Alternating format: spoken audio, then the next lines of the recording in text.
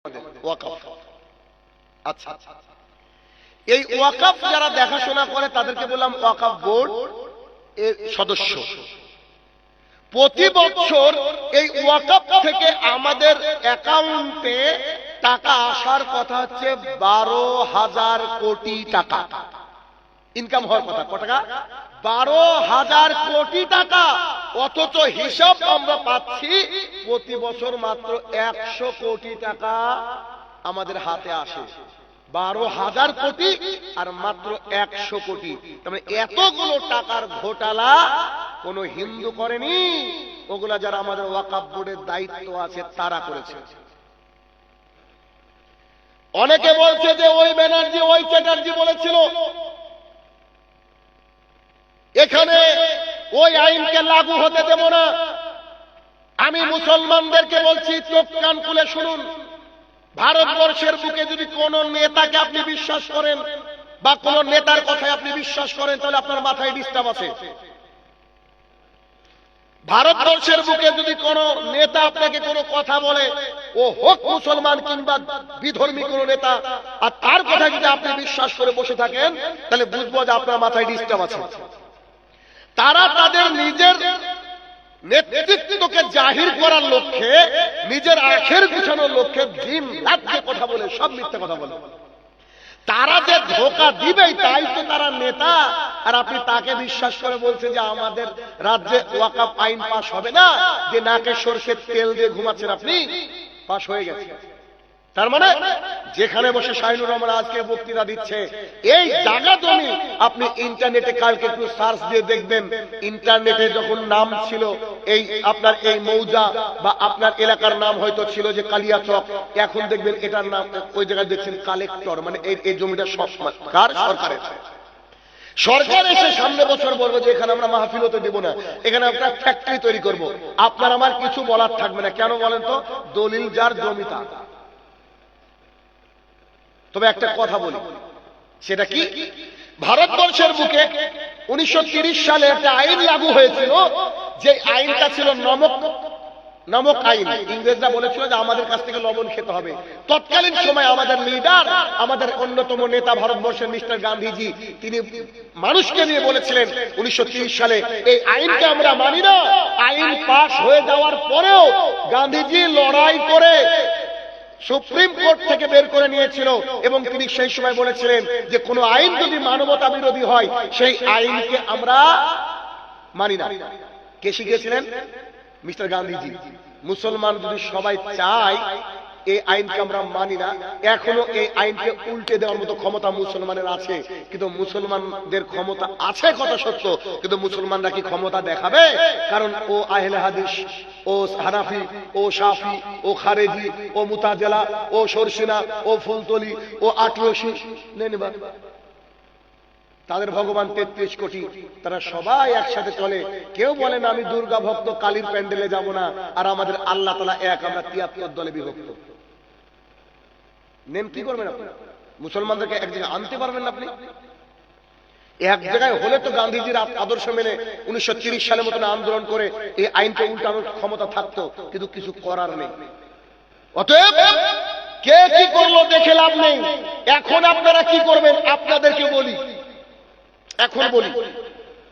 এখন হচ্ছে আপনার মসজিদ যেটা রয়েছে, মাদ্রাসা যেটা রয়েছে, গোরস্থান যেটা রয়েছে, সেগুলোর নামে আজকে রাত পোহালেই আপনাকে কালকে কোর্টে চলে যেতে হবে।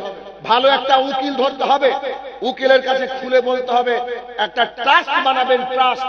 সেই ট্রাস্টের নামে আপনার মসজিদের জমি, আপনার গোরস্থানের জমি, আপনার মাদ্রাসার জমিকে রেজিস্ট্রি করে নেবেন। আমি আমার কথা বলছি, আমরা যতগুলা জমি মসজিদ করেছি, গোরস্থানের করেছি, সব আলহামদুলিল্লাহ আমি ট্রাস্টে রেজিস্টার করে রেখে দিয়েছি। সরকার কেন, ওর 14 সরকার আসলে আমাদেরকে এদিক ওদিক কি করতে পারবে না। কিন্তু মুসলমানরা তো শিক্ষিত না, এদের তো খালি বিরিয়ানির দোকান দরকার। কালিয়াচকে শুধু বিরিয়ানি আছে নাকি? তা আমরা তো খেতে আর পায়খানা করতে খেছি। এই হচ্ছে জাতি আমরা। মানে নিজের যে জমিটুকু দরকার, এই জমিটুকু কি করে যে হেফাজত করতে হবে, এতটুকু জ্ঞানও আমাদের মধ্যে নেই। আপনাদের যে মসজিদ থেকে এখন আসলাম, এটার নামে রেজিস্ট্রি আছে না? ট্রাস্ট আছে কি? দেখেন না, জানে না, মানুষ জানে না। না, ট্রাস্টের উপরে রেজিস্টার করতে হবে, মানে সরকার জানবে যে এই মোহাম্মদী জামে মসজিদটা হচ্ছে এই মৌজার এত নম্বরের এদের। নইলে অনেকের জমি এখন থেকে কালেক্টর দেখাচ্ছে। আপনি ভাবছেন এত বড় সম্পদ যদি তারা নিয়ে নেয়, তারা আমাদের বাবা যেখানে শুয়ে আছে, আমাদের দাদুরা যেখানে শুয়ে আছে, বলবে এখানে আমরা একটা বিল্ডিং বানাবো, আমার বাবার আমার দাদুর বুকের উপরে বিল্ডিং তৈরি হবে। তখন আপনার আমার চোখের পানি কোথায়, কোন এরকম নদীর মতো বয়ে যাবে। সাবধান হন, নিজের সন্তানকে শিক্ষিত করুন এবং সমস্ত বিষয় তথ্যকে জোগাড় করে মুসলমানদের যেমন করে চলা উচিত অ্যাকর্ডিং টু কোরআন এন্ড সুন্নাহ, সেই অনুযায়ী আমাদেরকে চলা উচিত। অতএব ওয়াকাফ নিয়ে যদি এক হতে পারেন মুসলমান জাতি, তবে আইনকে পাল্টানো যাবে। আমার মনে হয় না যে আপনারা আমরা এক হতে পারবো, এমন পরিস্থিতি এমন দাঁড়িয়েছে। এখন অন্তত পক্ষে যে উম্মিদ পোর্টালে যে সময়টা দেওয়া হয়েছে, এটাতে রেজিস্ট্রি করার চেষ্টা করেন, ভালো একটা উকিল ধরেন, আর যদি এটা করতে পারেন তো ইনশাআল্লাহ কিছুটা হয়তো সুরাহ হতে পারে। আল্লাহ তাআলা আলাম। আর দোয়া করবেন যে আমাদের বাপ দাদা যেসব গোরস্থানে শুয়ে আছে, দাদু দাদিরা যেখানে শুয়ে আছে, এগুলো যেন সরকারের হাতে না যায়, চেষ্টা করেন। কিন্তু খাতা কলমের চেষ্টা করতে হবে, মুখে চেষ্টা করে লাভ নেই, আন্দোলন করে কোনো লাভ নেই। আসলে আমার মূল আলোচনায় ফিরে, নৈতিক অবক্ষয় এবং ইসলামী দিক নির্দেশনা। যেহেতু আপনারা 8 বছর যাবত এখানে আয়োজন, মানে এই মাহফিলের আয়োজন করে চলেছেন, কোন দোকানপাট বসে না, কোনো আদায়ও হয় না, আলহামদুলিল্লাহ। তার মানে আপনারা কোরআন এবং সুন্নাহকে শোনার জন্য, মানার জন্য এই আয়োজন করেছেন। এমন আয়োজন খুব বিরল। শুকরিয়া আদায় করে আপনাদের যে আপনারা এত সুন্দর একটা আয়োজন করেছেন, যে মানুষ বসে শুনতে এসেছে, মানুষ শুনবে। আর টপিক গুলো একেবারে হ্যান্ডবিলে লিখে দেওয়া হয়েছে যে কে কোন বিষয়ের উপরে কথা বলবে। আমার যে বিষয়টা দেওয়া হয়েছে তা খুবই রিলেটেড, খুবই দরকার, খুবই প্রয়োজন এই বিষয়টা। তাছে নৈতিক অবক্ষয় একটু দেখাবো যে নৈতিক অবক্ষয় কি, একটু আপনাকে দেখাচ্ছি 1 মিনিট। আজ থেকে 40 বছর আগে, 30 বছর আগে, 25 বছর আগে, 20 বছর আগে আমরা দেখেছি এমন, আজ থেকে 20 বছর আগে বোধহয় আমরা খেয়াল করেছি যে আমাদের বাবা দাদার বয়সের মানুষেরা যখন বিড়ি পান করতো, রাস্তায় বসে বিড়ি খেত, তো তাদের একটু বয়স্ক বড় মানুষ আসলে বিড়িটাকে ফেলে দিত। এটা দেখেছেন আপনারা? লুকিয়ে লুকিয়ে বিড়ি পান করত। আমি আপনাদের এখান থেকে যখন আসছিলাম, দেখছি কয়েকটা ছেলে বিড়ি টানছে রাস্তায় দাঁড়িয়ে। ওর বাড়ি এখানে, ওর বাপ দাদা এখানে আছে। আচ্ছা, ওর কি ভয় লাগে না একটু যে আমি রাস্তায় দাঁড়িয়ে ওপেনলি সিগারেট খাচ্ছি, বিড়ি পান করছি, যদি আমার দাদা কিংবা চাচা কিংবা মামা অথবা ইমাম সাহেব কেউ দেখে নাই? ভয় লাগা তো উচিত, তাই না? কিন্তু ওর ভয় লাগে না, কেন জানেন? ওর যে নীতি নৈতিকতা, এটা হারিয়ে গেছে, এটা অবক্ষয় হয়েছে।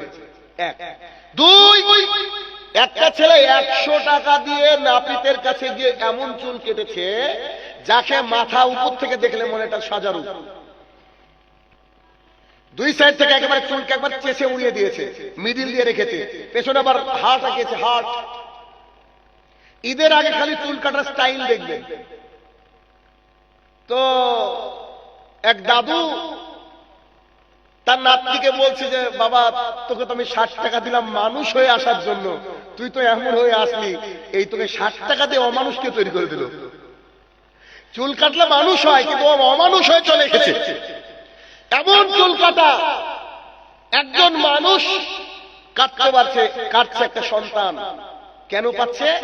তার চোখ লজ্জা উঠে গেছে। কেন? নৈতিক অবক্ষয় ঘটেছে, নৈতিক অবক্ষয় ঘটেছে। 3, আগেকার সময়ে বড় এবং ছোটদের সাথে যখন সাক্ষাৎ হতো, ছোটরা বড়দেরকে সালাম দিত, বড়রাও ছোটদেরকে সালাম দিত। কিন্তু এখন সালাম দেয় না। মাস্টার আর ছাত্র মিলে একসাথে স্কুলে সিগারেট পর্যন্ত খায়। খায় কি খায় না? মাস্টার আর ছাত্ররা হাই স্কুলে গিয়ে দেখেন একসাথে সিগারেট পর্যন্ত খায়। শিক্ষক মানে শিক্ষা গুরু, যাকে দ্বিতীয় বাবা বলা হয়। সমাজের লোক বলে, শিক্ষিত মানুষরা বলে, বাবা এবং সন্তান নাকি একসাথে বসে সিগারেট খাচ্ছে স্কুলের হল রুমে। এটা হচ্ছে নৈতিক অবক্ষয়, নৈতিক অবক্ষয়। একটা ছেলে আর একটা মেয়ে দাঁড়িয়ে জেনা করছে, আগেকার মানুষ দেখলে চড় থাপ্পড় দিত, ও মেয়েটার সাথে তুই কেন কথা বলছিস, কিন্তু এখন বোধহয় কেউ এই দৃশ্য দেখার পরে তাদেরকে চড় দেওয়া তো দূরের কথা, তাদের সাথে কথা বলতে ভয় পায়। কেন? এমন একটা জেনারেশন এসেছে আমাদের সামনে যে আপনি কথা বললে আপনাকে উল্টো অপমান করে দেবে। আমি নার্সারিতে গিয়েছি একটা গাছ কিনবো বলে, ফুলের বা ফলের কিছু গাছ নিব বলে। তো নার্সারির মালিককে আমি দেখতে পাচ্ছি না। একটা অল্প বয়সের ছেলে, একেবারে ছোট ছেলে, ফ্রি ফায়ার খেলছে বসে, অথবা পাবজি মেবি, এরকম কোন গেম। আমি গিয়ে বলছি, বাবু তোমার নার্সারির মালিক কোথায়? ও শুনতেই পাই। আমি বলছি, এই ছেলে তোমার নার্সারির মালিক কোথায়? ও শুনতেই পাই। আমি এখানে, ছেলেটা এখানে। আমি বলছি, এই ছেলে আমি বলছি না তোমার মালিক কোথায় বলে নার্সারির? ও শুনতেই পাই না। আপনাকে আমি কি দিয়ে বুঝাবো? ওকে আসলে শুনতে পায় না? জি, ও তো শুনতে পায়, ও তো কান ভালো, ও তো ওর সাথে কথা বলতে ব্যস্ত। অথচ মালিক এসে বলছে, স্যার আপনি কতক্ষণে আসলেন? আমি বললাম, আমি আসলাম অনেকক্ষণ হলো, কিন্তু আমি একে বলছি কথাই বলে না। তো ওকে একটা ধাক্কা মারি চেয়ার থেকে ফেলে দিয়ে বলছে যে, এই চিনিস একে কে? ইনি আমাদের স্যার, আর তুই এ কথা বলছিস? তারপরেও ও একবার আমার দিকে তাকালো না, একবারও তাকালো না। কেন? খেলতে ব্যস্ত। এটা হচ্ছে নৈতিক অবক্ষয়, এটা হচ্ছে নৈতিক অবক্ষয়। আজকে বড়রা ছোটদেরকে আর কেউ শাসন করে না, দেখবেন রাস্তাঘাটে। এর আগে শাসন করতো। কেন? বড়রা বুঝে গিয়েছে কিছু বললে হতো উল্টো পাল্টা এমন কথা বলে দিবে, চাচার বাড়ি থেকে গলায় ধরে দিতে মন চাইবে। আসলে না এই পরিস্থিতি?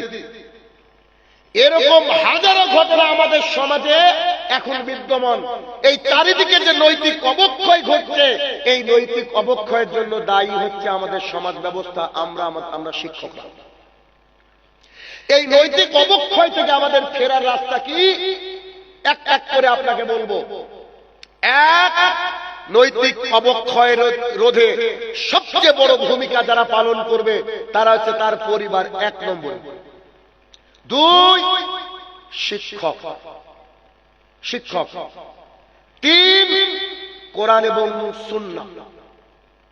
কোরআন এবং সুন্নাহ, এই তিনটে জায়গা যদি কোন সমাজ ঠিক করে নেয়, সেই সমাজটা ইনশাআল্লাহুল আজিজ একটা সুসন্তান তৈরি করতে পারবে। একই পরিবার বলেছি। কেন? একটা সন্তান যদি খারাপ হয়, তার জন্য তার পরিবার দায়ী 80%। আপনার সন্তান যদি বড়দেরকে সালাম না দেয়, আপনার সন্তান যদি বড়দেরকে অসম্মান করে, আপনার সন্তান যদি বড়দের সাথে রাফ বিহেভ করে, তাহলে বুঝতে পারো মা বাবা সন্তানকে ঠিক পরবরিশ করতে পারেনি। একটা সন্তান যদি আজান শোনার পরেও না শোনার ভান করে চায়ের দোকানে পাশ দিয়ে চলে যায় কিংবা ক্রিকেট খেলতে ব্যস্ত থাকে, তাহলে বুঝতে হবে তোর মা বাবা বেনামাজি। একটা সন্তান যদি খাওয়ার সময় থালার একবার ওই পাশ থেকে একবার এই পাশ থেকে একেবারে কেমন করে খাচ্ছে, যেমন পশু খাচ্ছে, তাহলে বুঝতে হবে মা বাবাকে তারবিয়ত শেখাতে পারেনি। তাহলে পরিবার থেকে হচ্ছে প্রাথমিক শিক্ষা। 2, শিক্ষক। শিক্ষকদের ভূমিকা অনবদ্য। বর্তমান সময়ে অনেক বেকার শিক্ষক রয়েছে, ইউটিউবে দেখতে পাবেন। আমি একজন শিক্ষক, আমি অনলাইনে গোটা বিশ্বের বিভিন্ন প্রান্ত থেকে আমার কাছে ছেলেমেয়েরা পড়ে। আমার কাছে শুধু বাচ্চারা পড়ে না, আমার কাছে বেশিরভাগই বড়রা পড়ে। বাচ্চাদের ব্যস্ত এবার শুরু করেছিলাম। আমার কাছে বড়রা পড়ে, 60 বছরের মানুষ পড়ে, 70 বছরের মানুষ পড়ে, 30, 40। এ তো গত 30 তারিখে ওয়েস্ট বেঙ্গল পুলিশ কয়েক হাজার ছাত্র পরীক্ষা দিল আমার, বিভিন্ন আমাদের পুরো রাজ্য থেকে।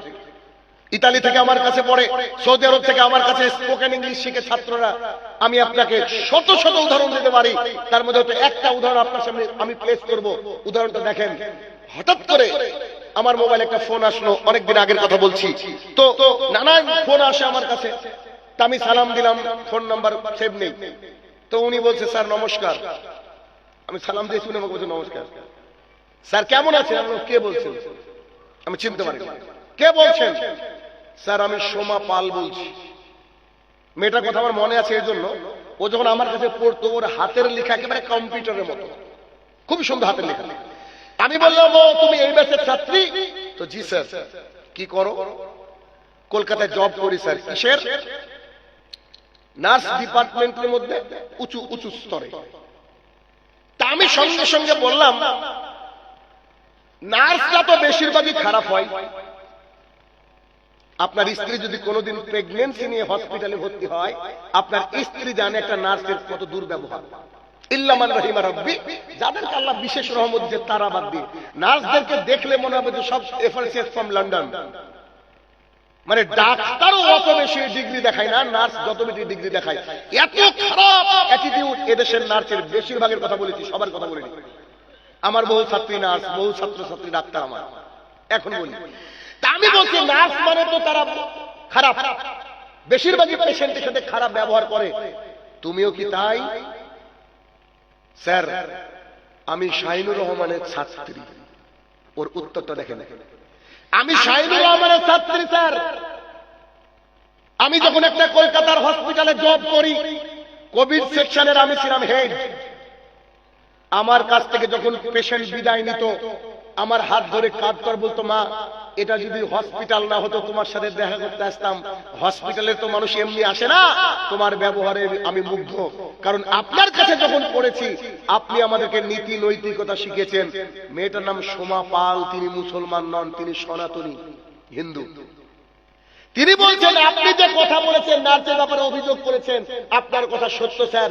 আমি যখন বাড়িতে গিয়েছিলাম, আমার বাবা অসুস্থ ছিল, আমি স্থানীয় একটা হসপিটালে গিয়ে আমি দুর্ব্যবহার পেয়েছি নার্সের, অথচ জানেও না যে ওর মা আমি। ও নিজে বলছে। এরকম শত শত ছাত্র আমার এই ভারতবর্ষ জুড়ে, ভারতবর্ষের বাইরে জুড়ে আছে। তারা অন্তত পক্ষে হিন্দু হোক আর মুসলমান হোক, 8-10টা হাদিস আপনাকে এমনি বলে দেবে। আমার কাছে ইংরেজি পড়লো, আমি হাদিস ওদেরকে শেখাই, নৈতিকতা শেখাই। পুলিশ যারা ডিপার্টমেন্টে চাকরি করে বা আমার কাছে পড়ে চাকরি পায়, তারা বলে যে আপনার কাছে পড়া অন্যায় হয়েছে। কেউ কেউ মজা করে বলে, কেন? আপনার কাছে পড়ে তার ঘুষ নিতে পারি না।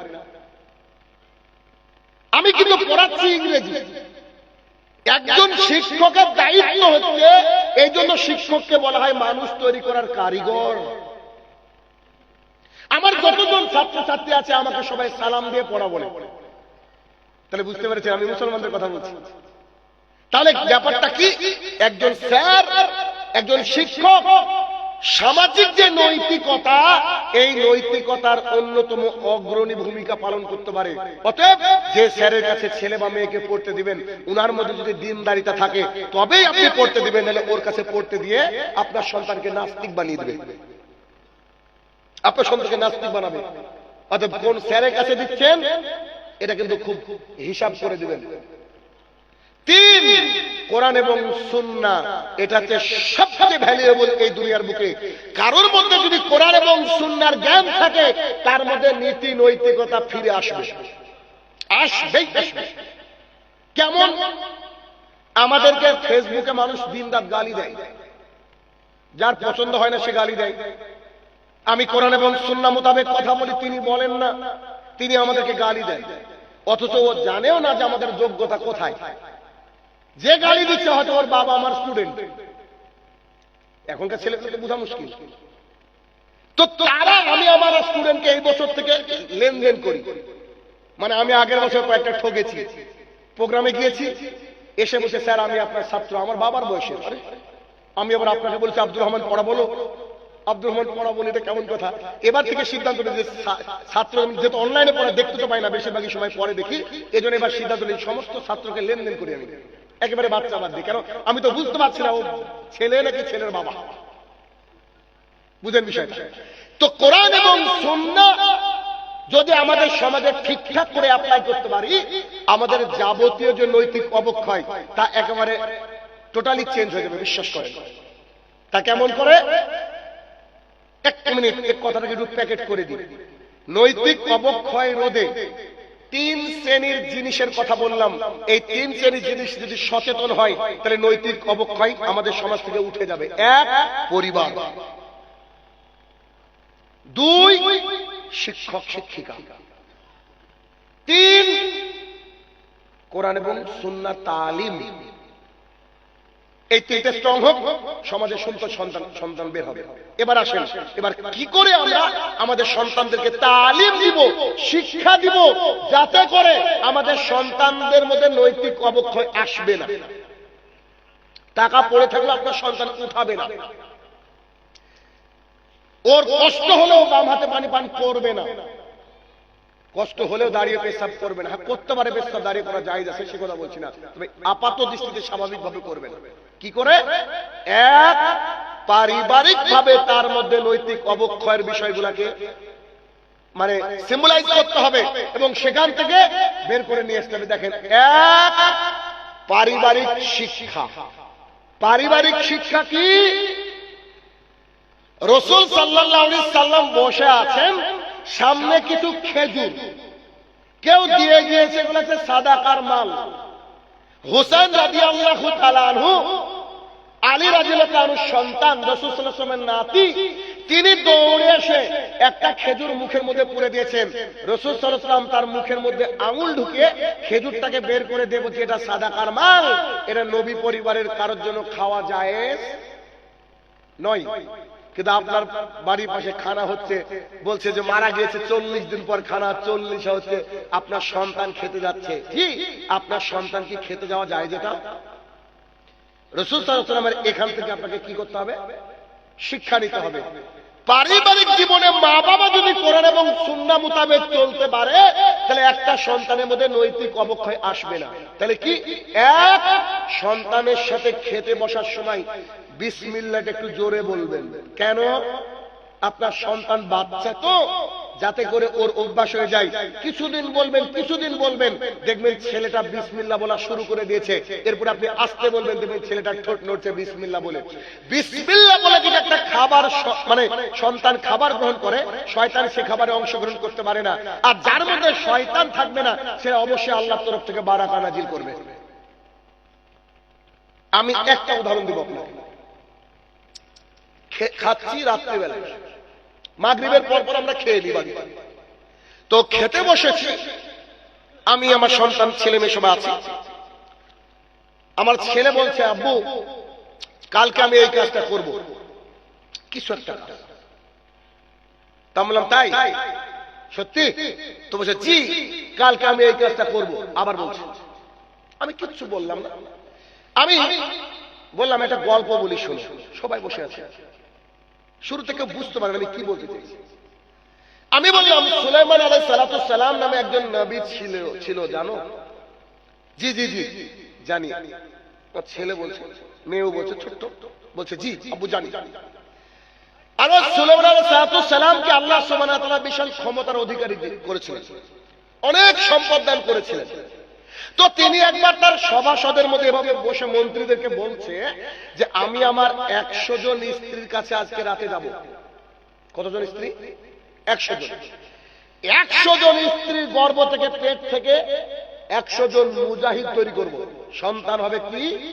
মুজাহিদ, যারা জিহাদ করতে ভয় পাবে না, যারা হবে অত্যন্ত সুন্দর ঘোড় চালক, তীরন্দাজ, যারা ইসলামের জন্য জীবন দিবে, অর্থাৎ আল্লাহর জন্য জীবন দিবে, এরকম আমি সন্তান তৈরি করব।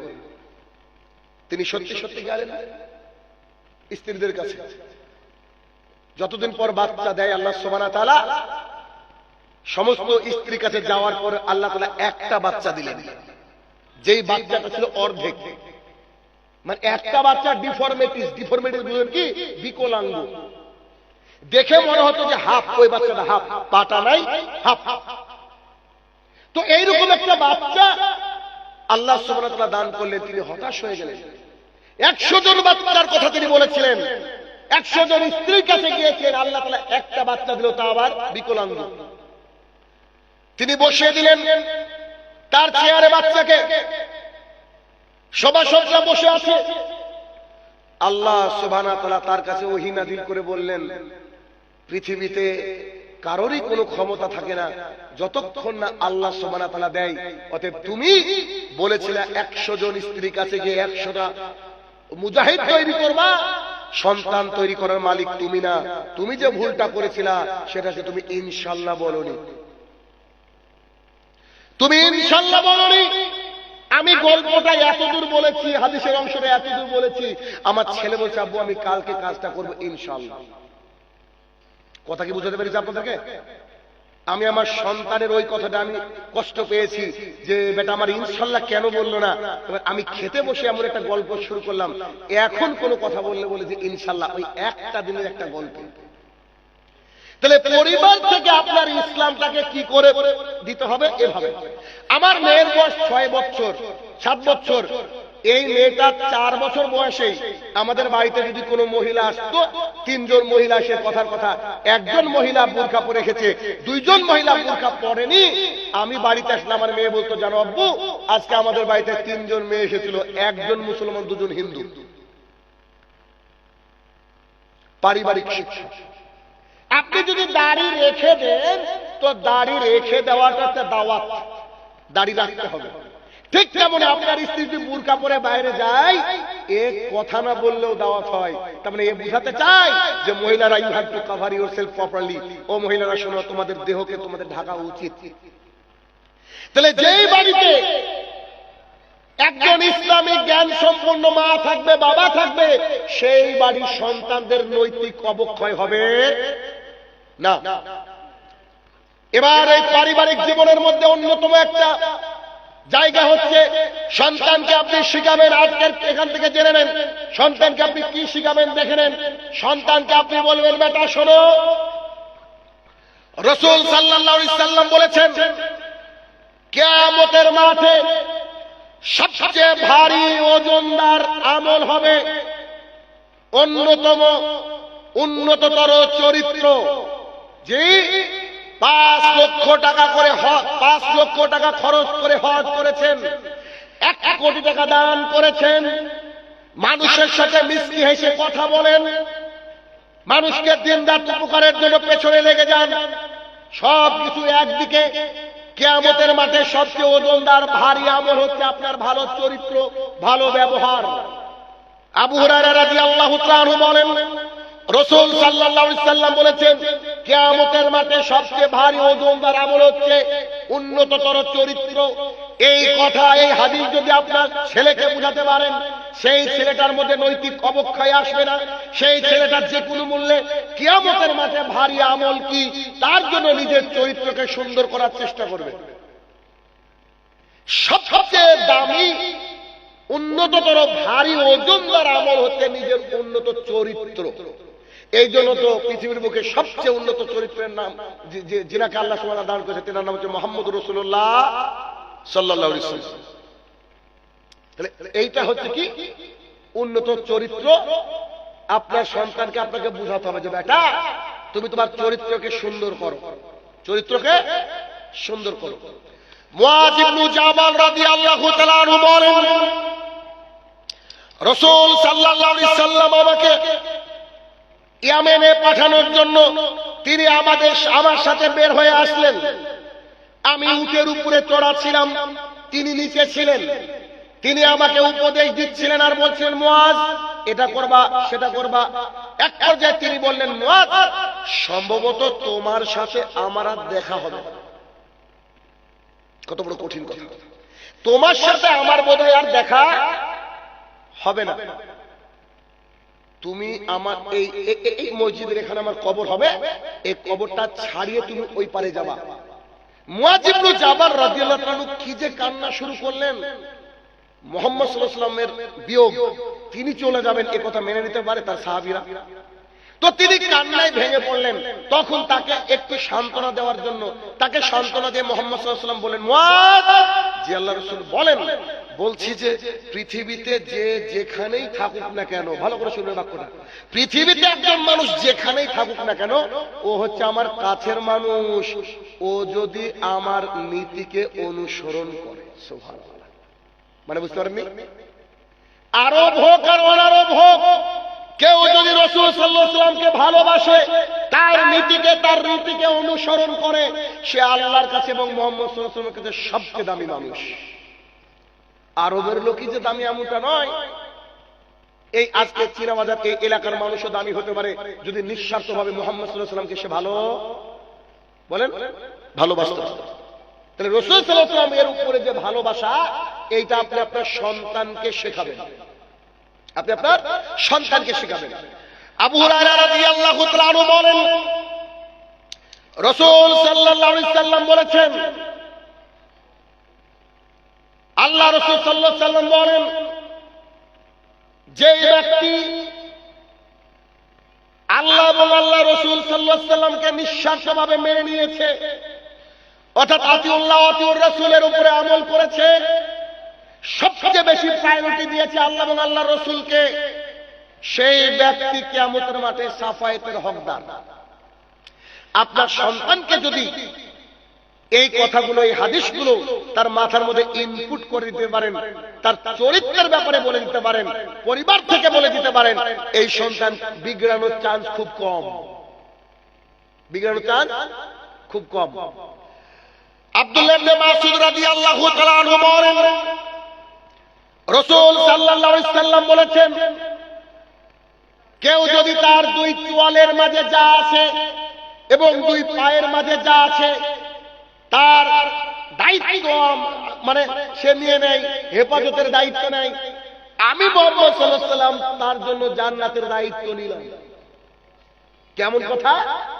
কেউ যদি জিহ্বা, এটা দিয়ে কিন্তু গীবত হয়, এটা দিয়ে অন্যায় হয়, এটা দিয়ে পাপ হয়, এটাকে কেউ যদি দায়িত্ব নিয়ে নেয় যে আমি পাপ করবো না, গীবত করবো না, আর দুই পায়ের মাঝে যে লজ্জাস্থান, এটাকে যদি কেউ কন্ট্রোল করতে পারে, রাসূল সাল্লাল্লাহু আলাইহি সাল্লাম বলেন তার জন্য আমি জিম্মেদারি নিলাম, আমি তাকে জান্নাতে নিয়ে যাব। আপনার সন্তানকে যদি এই হাদিসটা ভালো করে শেখাতে পারেন যে বেটা তুমি তোমার জিহ্বাটাকে কন্ট্রোল করবা, তুমি তোমার লজ্জাস্থানকে হেফাজত করবা, সেই সন্তান বিগড়ানোর চান্স খুব কম আছে। জনৈক সাহাবী বলেন, সাহাবীর নাম উকবা ইবনে আমির রাদিয়াল্লাহু তাআলা আনহু বলেন, আমি রাসূল সাল্লাল্লাহু আলাইহি সাল্লামকে জিজ্ঞাসা করলাম, আল্লাহ রাসূল সাল্লাল্লাহু আলাইহি সাল্লাম আপনি আমাকে বাঁচার রাস্তা বলেন তো, কি করে বাঁচবো এই রাস্তা বলেন।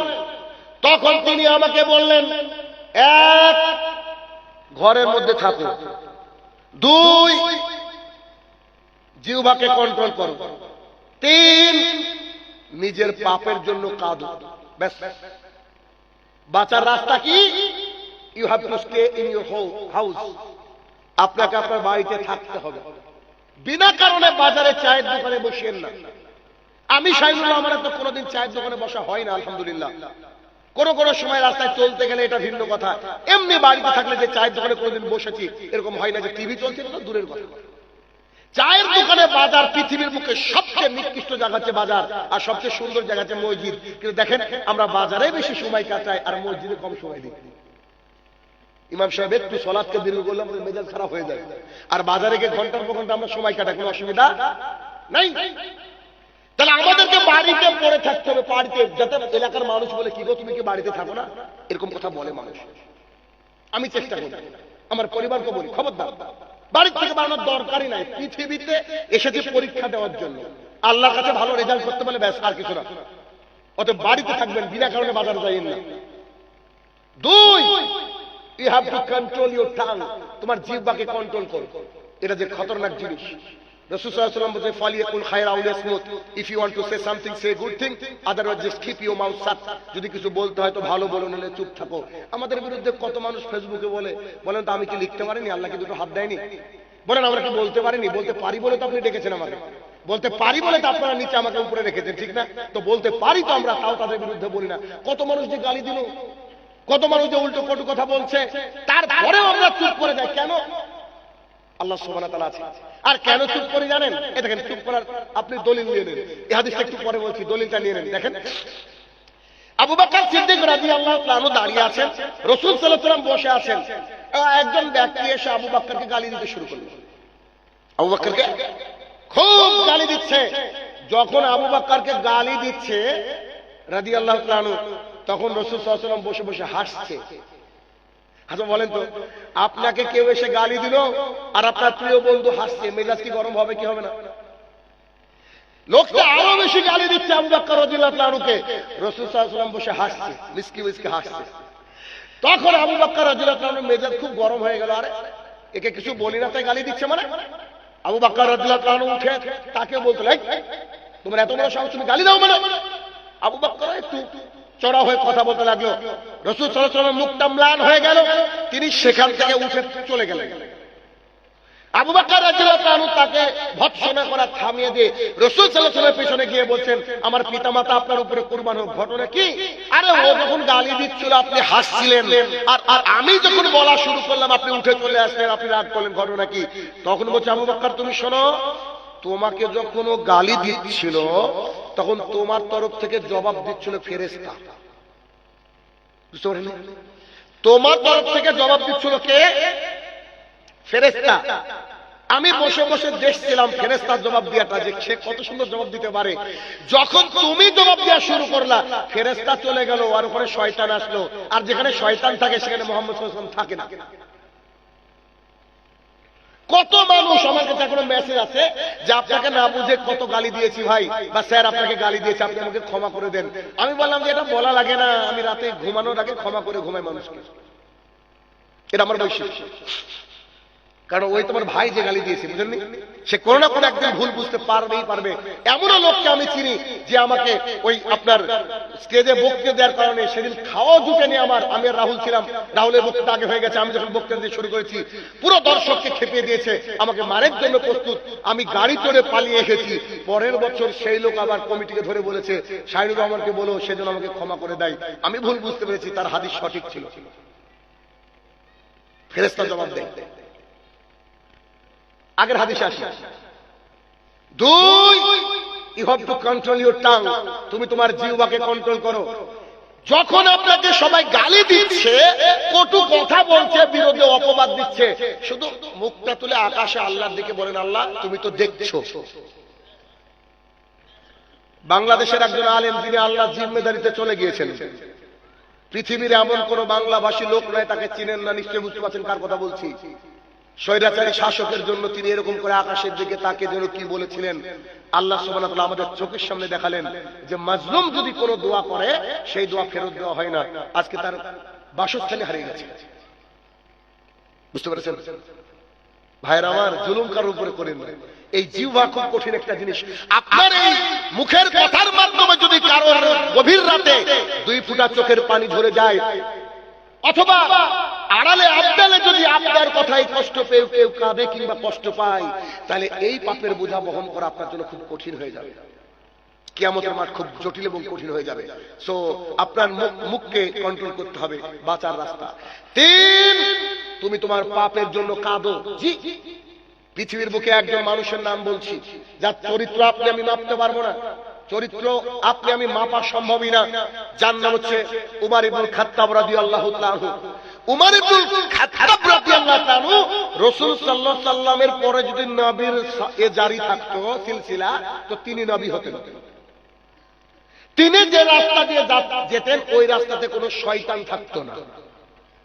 আল্লাহ তাআলা তাকে এমন করে কবুল করে নিয়েছেন যে তিনি মুহাম্মদ সাল্লাল্লাহু আলাইহি ওয়াসাল্লামের পাশে আজকেও ঘুমিয়ে আছেন কবরের মধ্যে।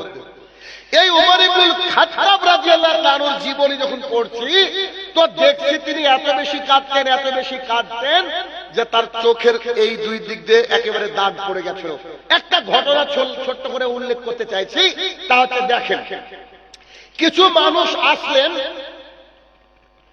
মানুষ আসলেন উমর ইবনে খাত্তাব রাদিয়াল্লাহু তাআলার সাথে দেখা করবেন এবং যাকাতের সম্পদ দিবেন বাইরে থেকে। তো তিনারা এসে দেখলেন যে অনেক রাত, এত রাতে আমিরুল মুমিনিনের বাড়িতে যাব, তার ডিস্টার্ব হবে। যাত্রার বাড়িতে কলিং বেল দেন না যখন সকাল, তো এত রাত ডিস্টার্ব হবে। সকালবেলায় ফজরের সালাতের সময় সালাত আদায় করব, আমিরুল মুমিনের হাতে সম্পদটা দিয়ে চলে যাব, যাকাতের সম্পদ। তো তিনারা মসজিদের মধ্যে ঢুকলেন, 2 রাকাত সালাত আদায় করে শুয়ে পড়বেন মসজিদে। তখন তো আমাদের মতো লাইটিং এর ব্যবস্থা ছিল না, তো একটা দীপ করে কোন একটা দীপ বা বাতি কিছু জ্বলছিল। হঠাৎ করে তারা ঢুকে চুপ হয়ে গেলেন। কেন? মসজিদের একটা কোনায় বসে একজন মানুষ চিৎকার করে, মানে ওই লেভেলের চিৎকার নয় যে লেভেলে পড়ার ডিস্টার্ব হয়, তিনি মসজিদের মধ্যে একান্তে আল্লাহর কাছে কাঁদছেন আর বলছেন, আল্লাহ তুমি যদি ক্ষমা না করো আমাকে কে ক্ষমা করবে? কথা বুঝাতে পারছি?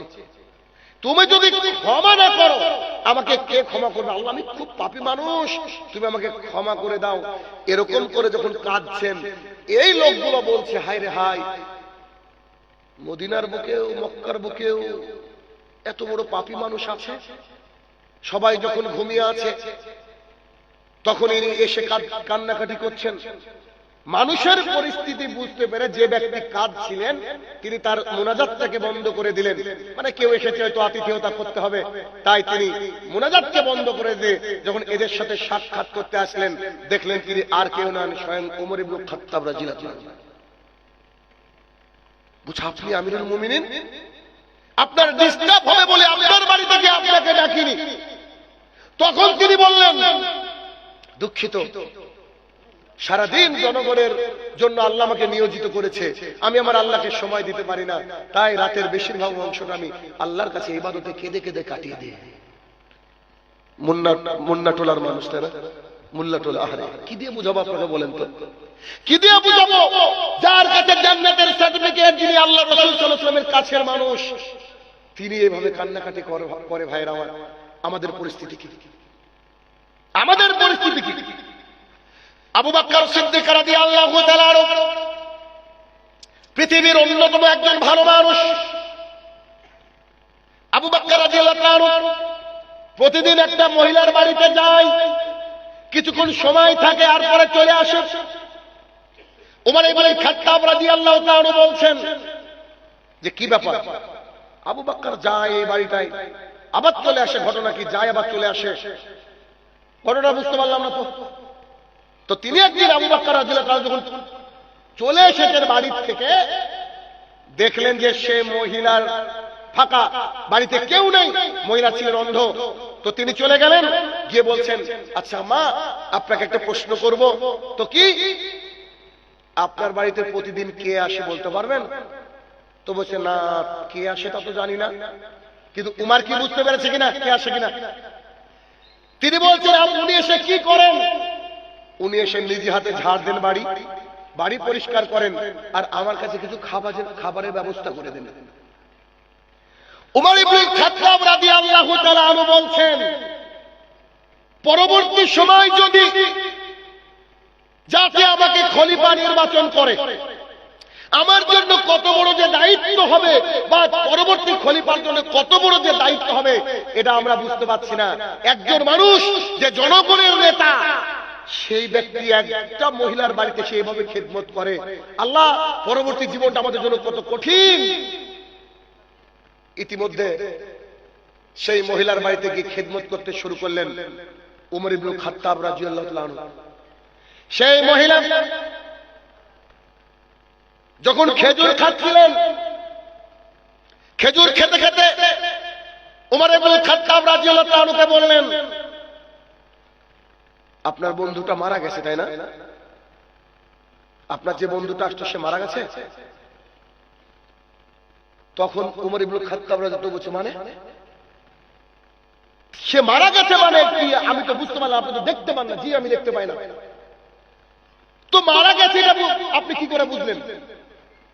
আপনার যে খেজুর এনেছেন আপনি, আমি বৃদ্ধ মানুষ তো, আপনার যে বন্ধু আমার জন্য খেজুর আনতো, খেজুরের বিচিগুলাকে বের করে দিত যাতে করে আমার খেতে কষ্ট না হয়। আপনি খেজুর এনেছেন কিন্তু বিচি সহ, আমি বুঝতে পেরেছি হয়তো আপনার বন্ধু দুনিয়াতে নেই।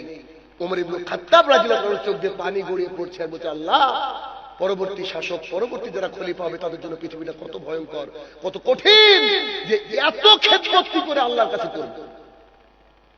আপনি আপনার সন্তানকে কাহিনী শোনান, আপনি আপনার সন্তানকে বলেন, যদি তার চরিত্রকে ওমর ইবনে খাত্তাবের মতো বানাতে চান, আবু বকর সিদ্দিক রাদিয়াল্লাহু তাআলার মতো বানাতে চান, আপনি বলেন আপনার সন্তানকে এই কাহিনী বলতে হবে, তবে তা নৈতিক অবক্ষয় থেকে দূরে থাকবে।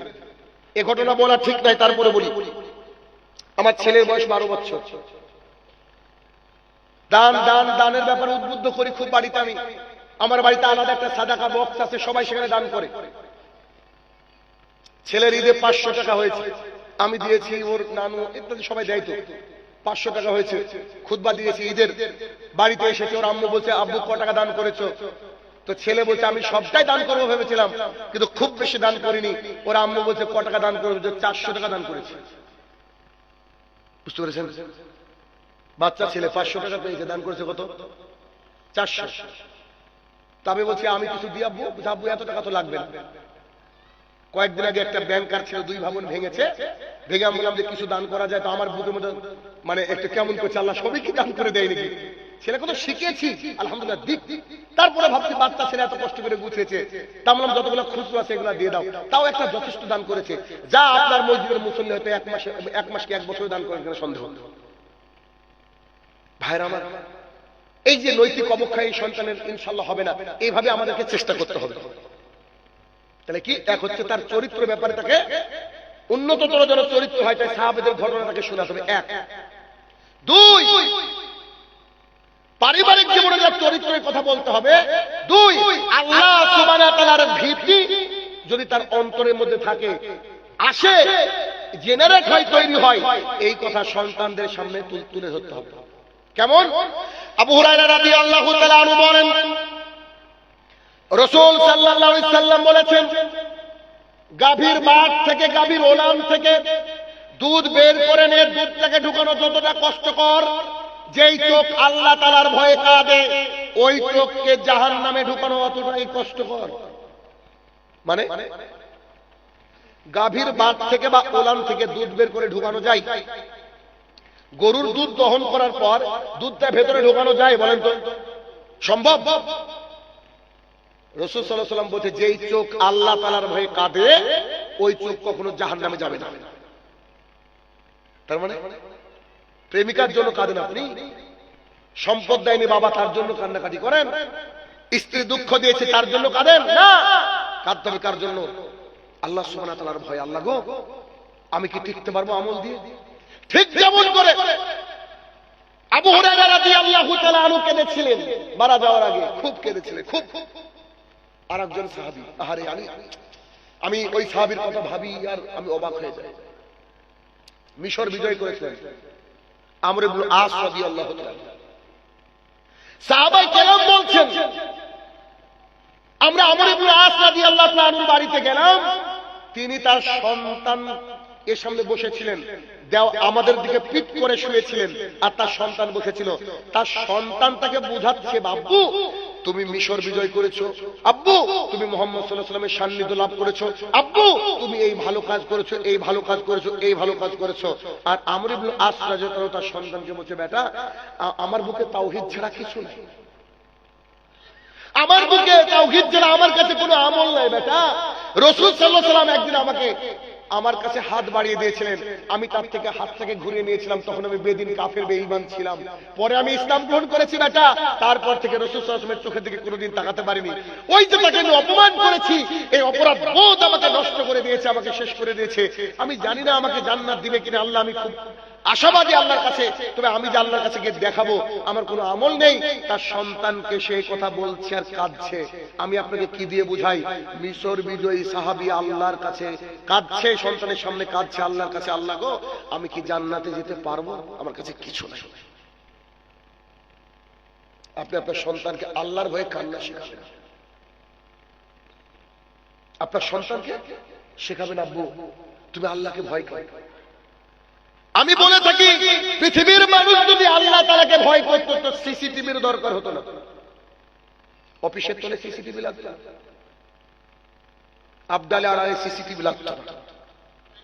মানুষের মধ্যে এতটাই নৈতিক অবক্ষয়, সিসিটিভির ফুটেজ নিয়ে টাকা নিচ্ছে।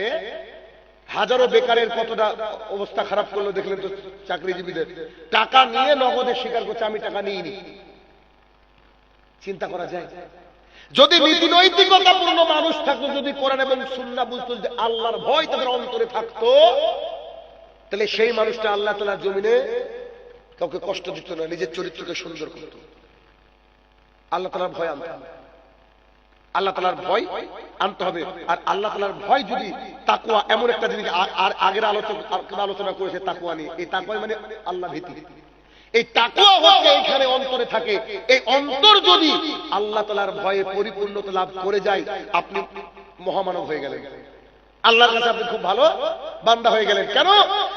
মুয়াজ্জিন দেখেন পৃথিবীর মুখে সবচেয়ে আরামের জিনিস হচ্ছে ঘুম। ঘুম না আরামের জিনিস কি? ঘুম। অথচ মুয়াজ্জিন আপনাকে ভোরের বেলায় বলছে আসসালাতু খায়রুম মিনান নাওম, ঘুমের চেয়ে নামাজ উত্তম, আসো নামাজে আসো। যতই বরফ পড়ুক না কেন, শীত পড়ুক না কেন, গরম পড়ুক না কেন, তোমাকে মসজিদে আসতে হবে। কেন? আমরা মসজিদে গেলে টাকা পাই না, আমরা মসজিদে গেলে আল্লাহ তাআলার যে তাকওয়া, এই তাকওয়াটা আপগ্রেড হয়। অর্থাৎ আল্লাহ তাআলার ভয়ে আমরা সালাত আদায় করি, আল্লাহ তাআলার ভয়। আজকে আমাদের নেতারা যদি আল্লাহ তাআলাকে ভয় করতো, তাহলে সেই নেতা ঘুষ নিত না। ঘুষ নিতে পারত? ঘুষ নিতে পারত না। আজকে যদি আমাদের লাইনে যারা বক্তা আছে, তারা যদি আল্লাহকে ভয় করতো, তো অগ্রিম কেউ কন্ট্যাক্ট করতে পারতো না। অগ্রিম কন্ট্যাক্ট করে কি করে না বক্তারা? বেশিরভাগই বক্তা আমার কাছে ডাকাতেরা। আমি জানি আপনার খারাপ লাগবে, তারপরেও বলছি। হ্যাঁ, 1 বছর আগে জলসার ডেট হয়ে যায়, কন্ট্যাক্ট করে নিয়েছে যে 30,000 টাকা নিব, 20,000 টাকা অ্যাকাউন্টে গিয়ে 10,000। ও 1 বছর বাঁচবে, ওর এত বড় সাহস হয় কি করে? ও যদি এই অবস্থা মারা যেত, জানাজা করে তো জায়েজ নয়। কেন?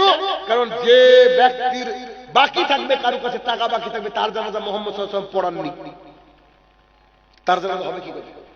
ডাকাতেরা বেশিরভাগ। তাহলে কি? আল্লাহ ভীতি। আল্লাহ ভীতি কি করতে হবে? অন্তরের মধ্যে জাগরিত করতে হবে।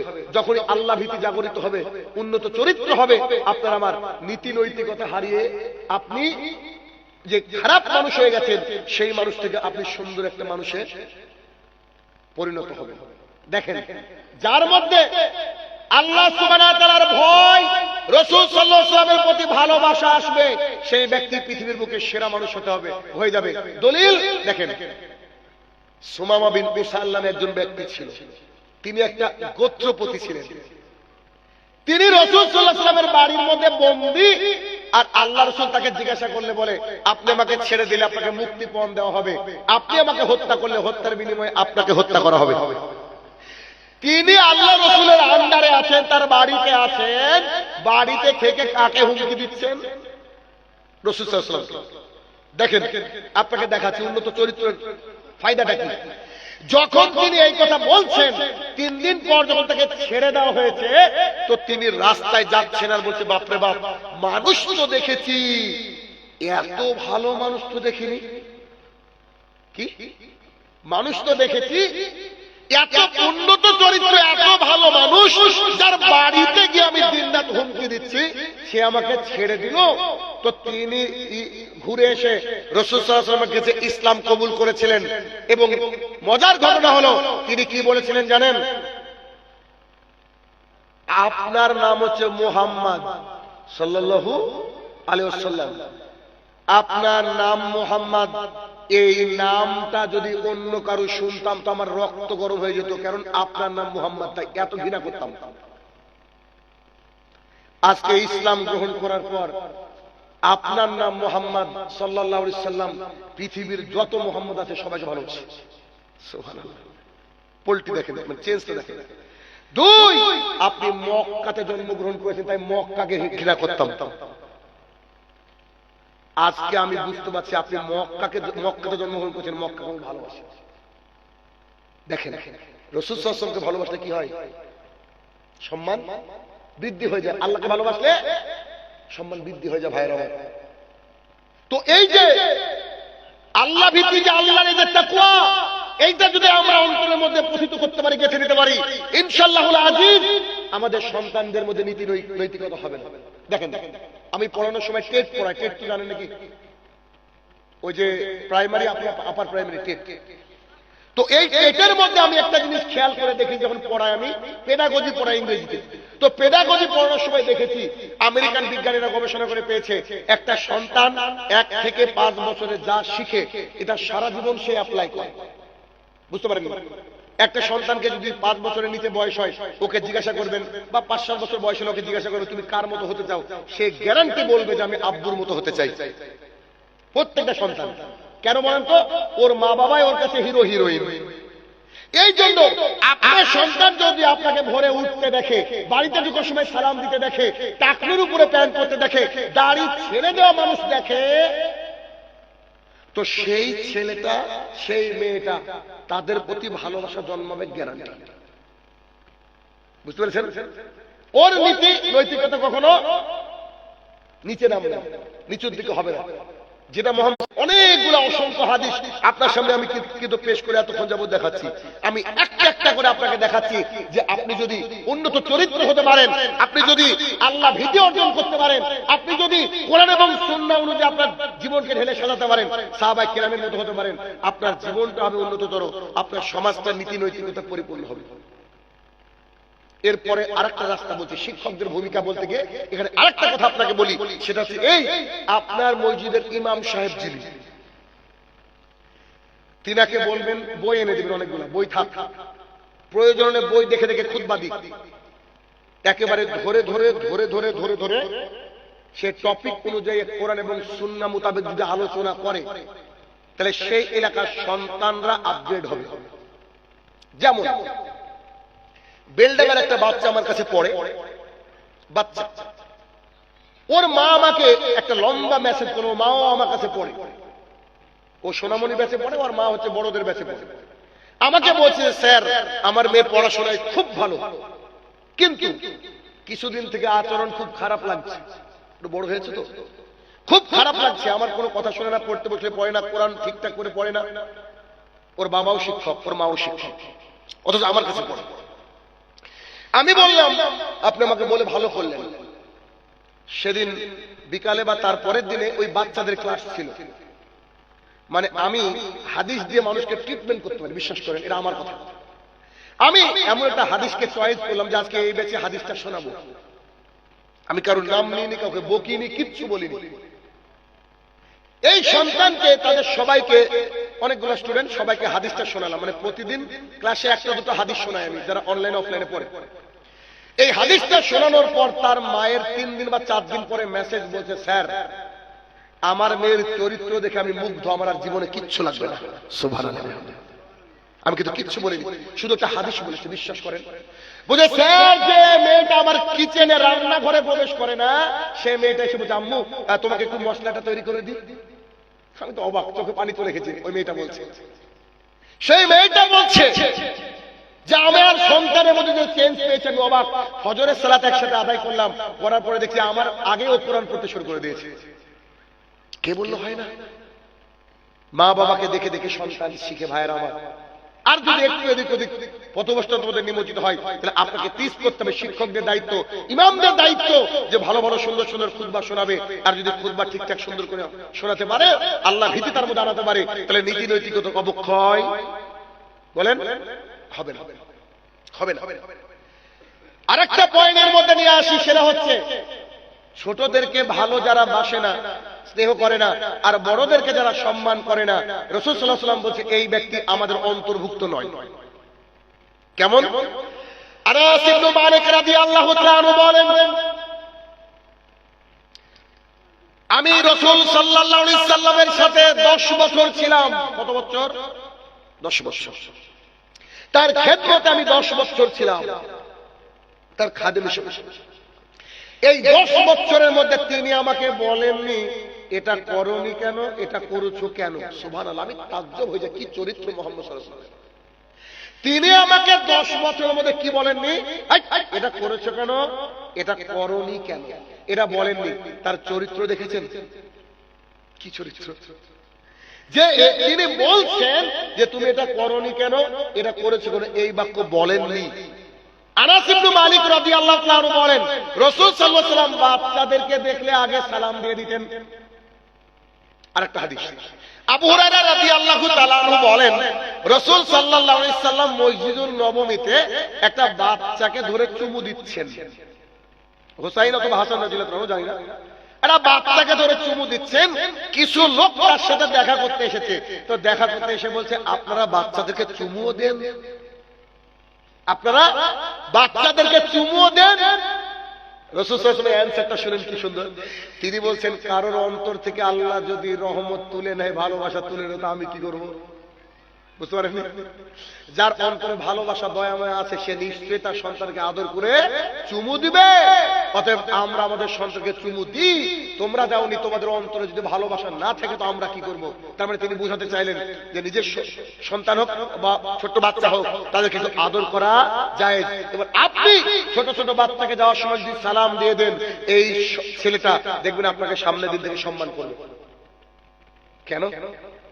কি কারণে সম্মান করবে? এই কারণে। এবার হাদিস শুনেন। আবু হুরায়রা রাদিয়াল্লাহু তাআলা আনহু বলেন,